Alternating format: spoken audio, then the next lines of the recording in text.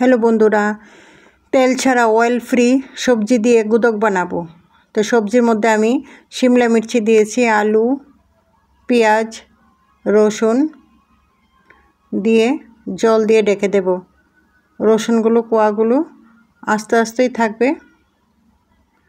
পেঁয়াজ কেটে কাঁচা লঙ্কা চিড়ে দিয়ে জল দিয়ে ঢেকে দেব।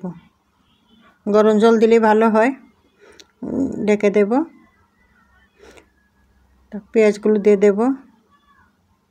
বিনা তেলে সবজি গুদক শুকনো মাছ দিয়ে, যারা শুকনো মাছ ভালোবাসে না তারা এমনি বানাতে পারো। যারা শুকনো মাছ ভালোবাসে শুকনো মাছ দিয়ে বানাই। তো জল দিয়ে ঢেকে দিলাম। 15 মিনিট পরে ঢাকনটা উঠিয়ে দেখো সেটা বয়েল হয়ে গেছে সবজিটা। তারপর শুকনো মাছটা ধুয়ে রেখেছিলাম, সেটা দিয়ে একটু নাড়াচাড়া করে আবার ঢেকে দিলাম। 10 মিনিট পরে আবার ঢাকনটা খুলে একসাথে ভালো করে মিক্সড করে রসুনগুলো যে বয়েল হয়ে গিয়েছে সেটা ভালো করে ভেঙে দিব, তাহলে সেন্ট হয় এটা ভালো। রসুনটা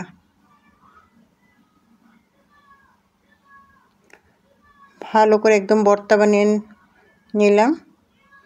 সেটা শুকনো মাছের গুদক বলে। সবজি যে কোনো সবজি দিয়ে করা যায়, কিন্তু আজকে আমি শিমলা মির্চি আলু দিয়ে বানিয়েছি। শিমলা মির্চি, আলু, রসুন, পেঁয়াজ।